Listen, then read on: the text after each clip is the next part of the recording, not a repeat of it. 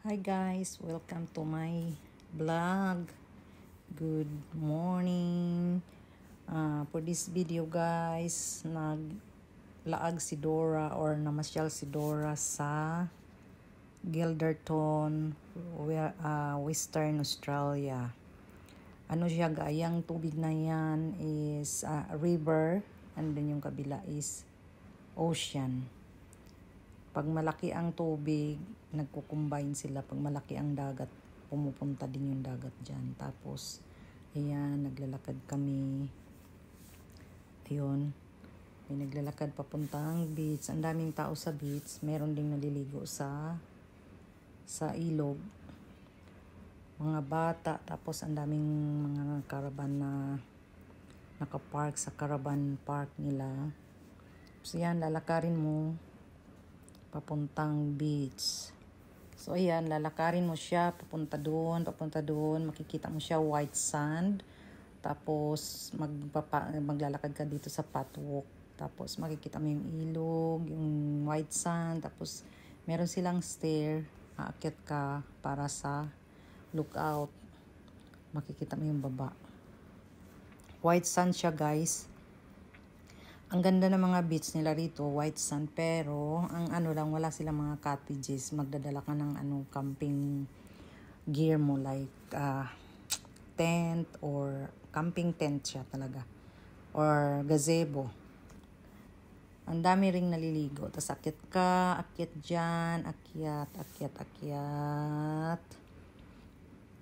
Medyo nakakahingal at grabe ang init. So, ayan, akyat tayo. Ang video is nakapokus lang sa ocean kasi maraming tao sa taas pero ayaw nila ng kinukunan sila ng video. So, ayan guys. Yung view sa baba, inano ko yung sounds kasi ang ingay ng hangin, mahangin kasi siya. Siyempre, nasa ocean nga naman. So, ayan, akyat tayo, guys. Itutur ko kayo sa taas. Ganyan. White sand siya. Pwede kayo mag-fishing. Maraming nagkakayak, may nagbo-boating, may pero yung iba, ganyan lang, nasa tabing dagat. Nagsa-sunbathing. Alam nyo na, mga puti, mahilig sa sunbathing. Gustong-gusto nila ang araw. So, ayan na guys, nandito na ako sa taas. At, ayan, may nakikita kayo naka-swimsuit. Hindi pwedeng kunan yung mukha. So, ayan, ang taas niya. Makikita mo yung view ng ibaba. So, ayan, pakita ko sa inyo. Look at that. Ocean.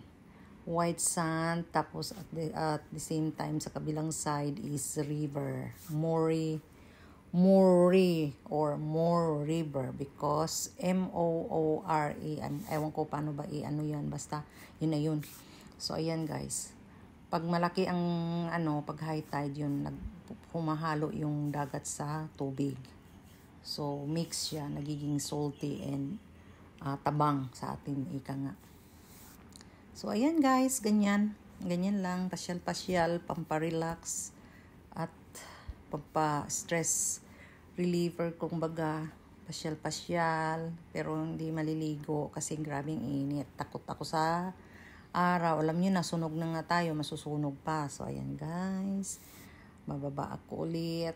Nag-video lang si Dora dyan. Yan, ayan, ganyan. May karamihan ng mga resort nila dito or mga beaches nila dito may mga ganito, lookout. Yung pinuntahan ko rin nung nakaraang buwan sa Greenhead, halos ganyan din. So ayan na si Dora guys. Huwag niyo nang mapansinin yung mukha kasi haggard. Alam niyo na, pagod sa trabaho. So ayan, haggard. Wala lang, video, selfie, libangan, aliwan ng mga OFW, ganun. So, ganyan, si Dora, bababa na. Hiningal ako pag-akyat niyan, guys. So, ayan. Sana magustuhan niyo ang aking video. Huwag niyo nang pansinin yung beauty ko kasi si Dora, ganyan talagang mukha. Haggard na. So, ayan, pakita ko sa inyo yung lalakarin ko pabalik. So, ayan, ganyan siya. Lalakarin mo yan. Marami siyang limestone. Tapos maraming, ayan, may mga bata sa ano. Makikita niyo yung sa unahan. May mga caravan nakapark. So ayan guys, ganito dito sa Australia. Napakalawak na lupain. Napakalawak na karagatan. Ang ganda ng nature. Alaga. Malaya ang mga ibon. Hindi tinitirador. At ang ganda ng paligid. Pero kapag summer, umaabot sila ng 47 to 48 degrees. Pag winter naman, hindi sila nag-i-snow pero malamig. So ayan siya guys. Pabalik na ako ng parking para umuwi. So ayan. Ayan, maglalakad si Dora. So ang ganda guys, diba? Relaxing yung mga park nila. Pwede kang humiga dyan sa park. So ganyan lang guys. Thanks for watching. Always God bless and ingat lahat. Thanks for watching.